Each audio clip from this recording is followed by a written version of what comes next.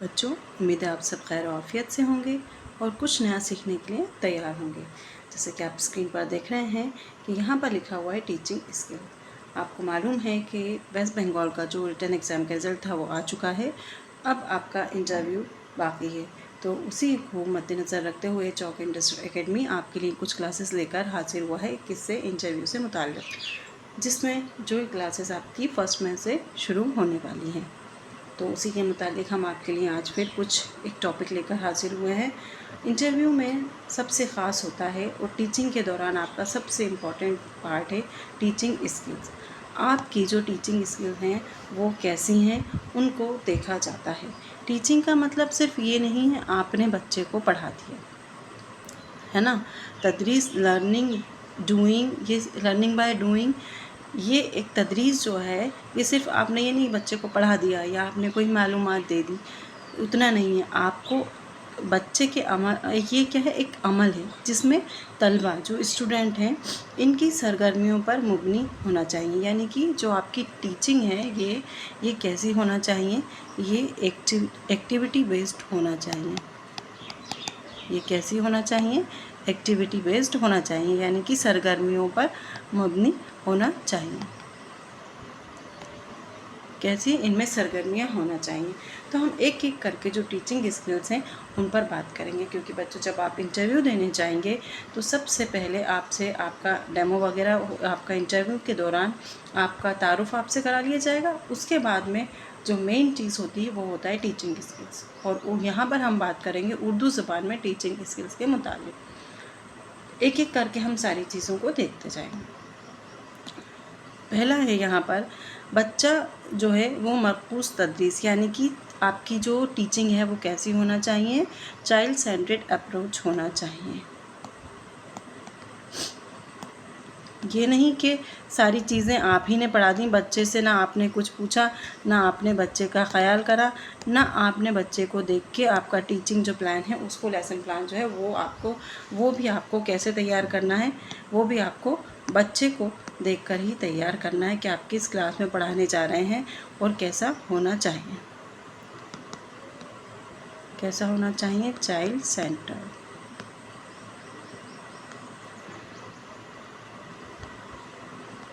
Child centred approach आपका होना चाहिए। इसका मतलब ये है यहाँ पर कि आप तलबा को मरकूज़ में रख कर, यानी कि सेंटर में आपको किसको रखना है, ये आपका पूरा टीचिंग प्लान है। तो यहाँ सेंटर में कौन है, बच्चा है, तलबा है। इसको रख कर पढ़ाना है आपको जहन में कि ये बच्चा सेंटर में है, और जो भी आप एक्टिविटी डिसाइड करेंगे, इसमें जो भी आप TLM इस्तेमाल करेंगे वो इस बच्चे के मुतालिक होना चाहिए। इनकी दिलचस्पी इसमें ज़रूर होना चाहिए। इनकी दिलचस्पी की सतह, मान लीजिए आप 8th क्लास में पढ़ाने जा रहे हैं, आपको आज नज़्म पढ़ाना है, तो आप उसकी इब्तिदा कैसे करेंगे कि बच्चे 8th क्लास के बच्चे के ज़हनी तवक्कुल का ख़याल रख कर ही, आप ये नहीं कि 12th क्लास का मटेरियल आप ले जाएं और उसके मुताबिक बच्चे को पढ़ाएं, ये चीज़ गलत हो जाएगी।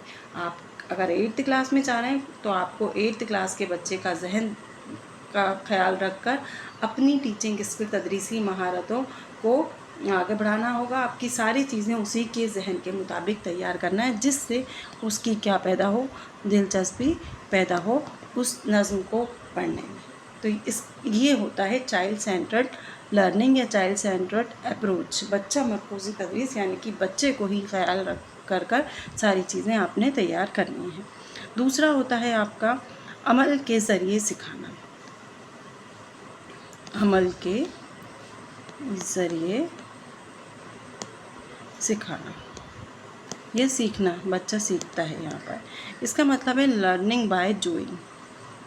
इसका मतलब क्या है, आप देखेंगे NCERT में इस चीज़ को बहुत इम्पोर्टेंस दी गई है, बहुत ख़ास बताया गया है। यानी इसका मतलब होता है कि करके सीखना। अब ये नहीं कि आपको हमने बता दिया, बोल दिया, आपने बच्चे से कह दिया नज़्म के मानी ये होते हैं, नज़्म के मानी है लड़ी में मोती पुरोना, ये इस ज़बान का लफ्ज़ है और इसमें इतने मिसरे होना चाहिए। ऐसा नहीं, बच्चा ख़ुद उसको पढ़कर ख़ुद उस चीज़ को कर सीखे। अब लर्निंग बाय डूइंग आपको लगेगा कि प्रैक्टिकली अगर बच्चा, हम देखें मैथ्स लैब बना दिए जाते हैं, साइंस लैब बना दिए जाते हैं, जहाँ पर बच्चा प्रैक्टिकल चीज़ों को करके सीखता था। लेकिन आज के वक्त में आप जब देखेंगे तो लैंग्वेज लैब भी बनाए जा रहे हैं। क्यों? क्योंकि जो NCERT है वो किस बात की तरफ फोकस करता है ये भी आपको मालूम होना चाहिए जब आप इंटरव्यू देने जाएं। NCERT जो है वो बच्चे के खुद कर सीखने पर ज़्यादा जोर देता है, बनिस्बत इसके कि टीचर बच्चे को ऐसे ही बस खुद सारी चीज़ें करके सिखा दें। आप बच्चे को वहाँ लैब में ले जाएं या हर चीज़ में बच्चे को शामिल करें, और वो चीज़ उससे खुद, जब बच्चा खुद नज़्म पढ़ेगा, जब बच्चा खुद मुश्किल अल्फाज देखेगा, जब उसमें फ़र्क वज़ह उसी से करवाइए आप, तो इसको हम कहते हैं लर्निंग बाय डूइंग, यानी कि करके सीखना, उस काम को करके सीखना। तो जब बच्चा खुद उस काम को करके सीखेगा तो ज़्यादा बेहतर तरीके से सीख पाएगा। तलबा को सिर्फ ये नहीं कि आपने सुना दिया, उसको क्या करना है, आपको अमली जो सरगर्मियाँ हैं, प्रोजेक्ट आपने वर्क दिया या इंट्रोडक्शन के लिए आप, जैसे कि हम आपके लिए क्लासेस शुरू करेंगे, तो ये नहीं कि हम ही सारी चीज़ें बोल देंगे। हम आपको लाइव क्लासेस में क्या करेंगे, हम लाइव क्लासेस में आपको एक टॉपिक देंगे, आपका वहाँ डेमो लेंगे और डेली आपको वहाँ पर पढ़ाने के लिए ही कहेंगे। तो जब आप खुद करके चीज़ों को सीखेंगे और जब अगर उसमें कोई कमी पेशी होगी तो हम उसको छांट करके, कहते हैं ना, एक तराश दिया जाता है किसी चीज़ को, उसमें वो करके उसे और बेहतर बना दिया जाता है। तो जब आप खुद करके सीखेंगे तो आप ज़्यादा बेहतर तरीके से सीख पाएंगे। इसलिए हम आपके लिए लाइव क्लासेस लेकर हाजिर हुए हैं। उसी प्रोसेस को कहा जाता है लर्निंग बाय डूइंग, जिसमें तलबा खुद किसी काम को कर सीखें। उसके बाद है तामीरी नज़रिया।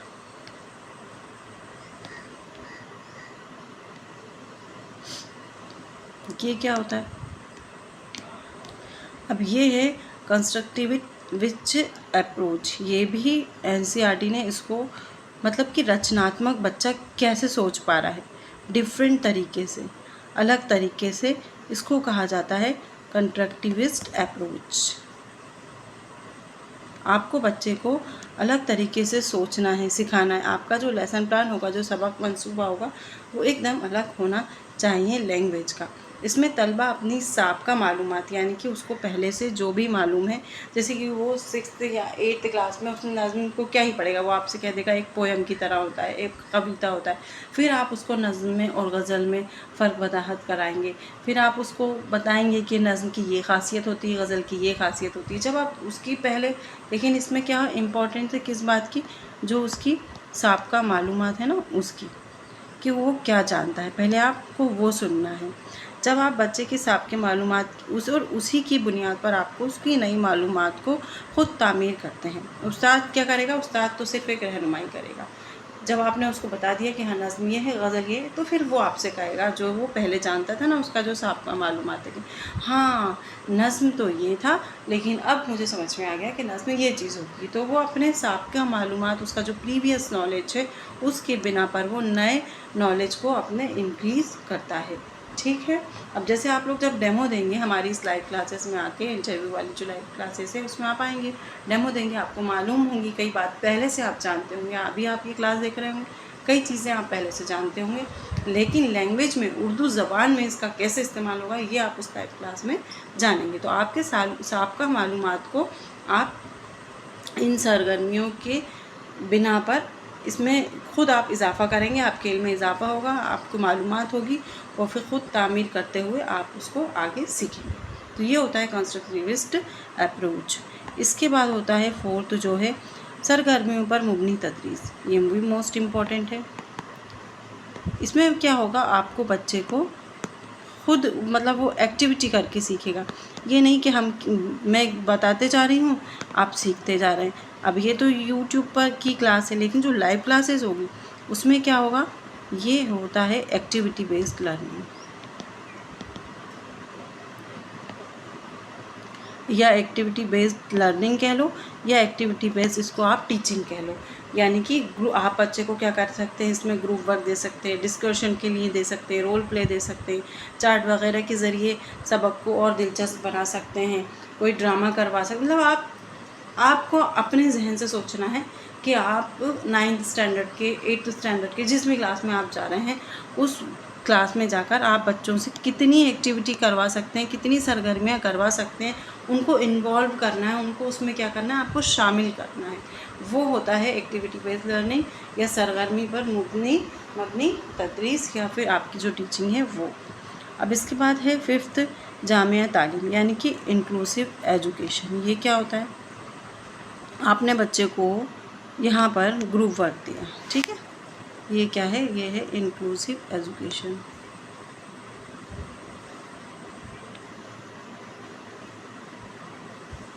यहाँ लिख देती हूँ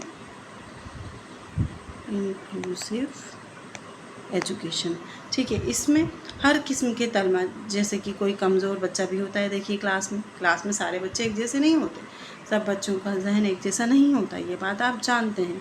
तो क्लास में हर तरह कमज़ोर बच्चा भी होगा, होशियार बच्चा भी होगा, जहनी भी होगा, मुख्तलिफ़ किस्म के मतलब बच्चे होंगे। तो इनको आपको क्या करना है? सबको आपको साथ में लेकर चलना है। इंक्लूसिव इसको कहते हैं समावेशी शिक्षा। समावेश यानी कि सम आवेश, सब का आवेश यानी कि जो आवेश है, जो दायरा है, जो घेरा है, उसमें सब एक साथ हों।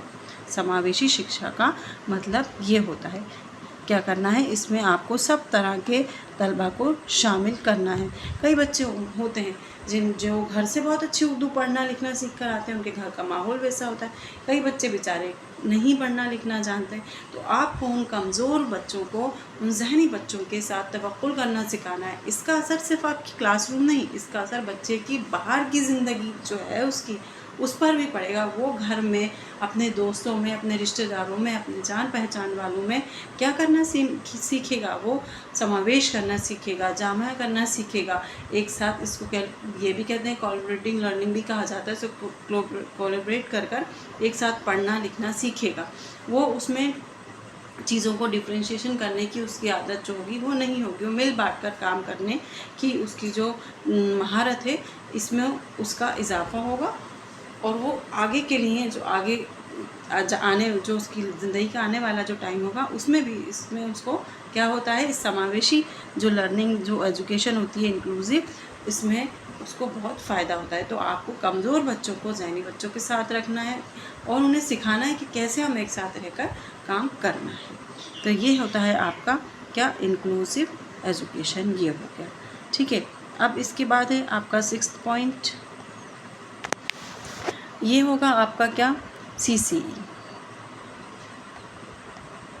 अब ये CCE क्या होता है?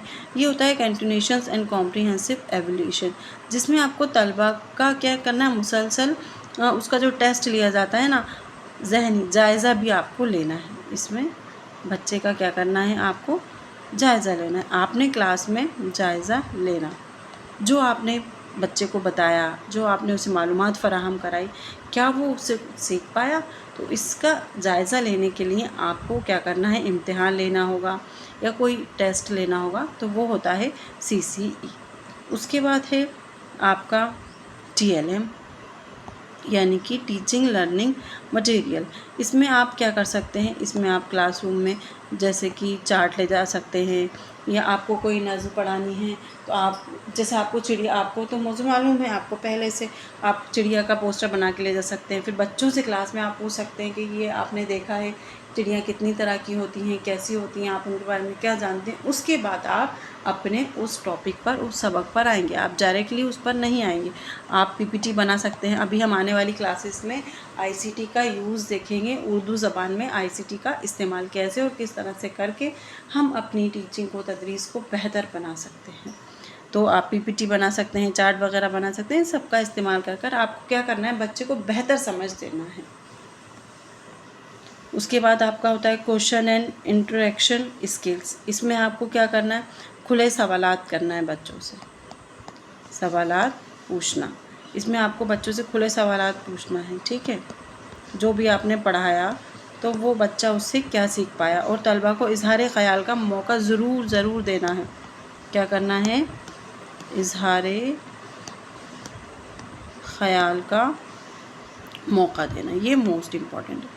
अब देखिए, हम आपकी डेमो क्लासेस लेंगे या आपको एक टॉपिक देंगे, आपने उस पर 10 से 15 मिनट में पढ़ा दिया, ठीक है। उसके बाद आपको उस पर इज़हार ख़याल भी करना आना चाहिए। हम आपसे पूछेंगे कि आपको क्या समझ में आया, तो आपने ایز اے استاد، ایز اے ٹیچر آپ کو وہاں پر کیا کرنا ہے، آپ نے بچے سے پوچھنا ہے کہ آپ کا کیا خیال ہے، آپ نے جو سیکھا، آپ نے اپنی بات جو تھی وہ رکھ دی، اس کے بعد آپ کو بچے کی بات سننا ہے، ہر ایک بچے سے پوچھنا ہے آپ کو کہ آپ کا کیا خیال ہے اس بارے میں، کہ کیا ہمیں چڑیوں کی حفاظت کرنا چاہیے، ہمیں پرندوں سے محبت کرنی چاہیے.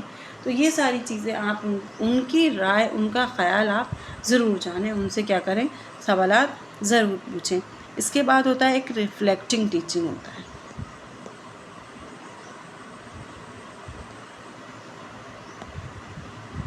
ریفلیکٹیو ٹیچنگ، اس کا مطلب عکس کیا آیا، آپ کہہ سکتے ہیں عکسی تدریس.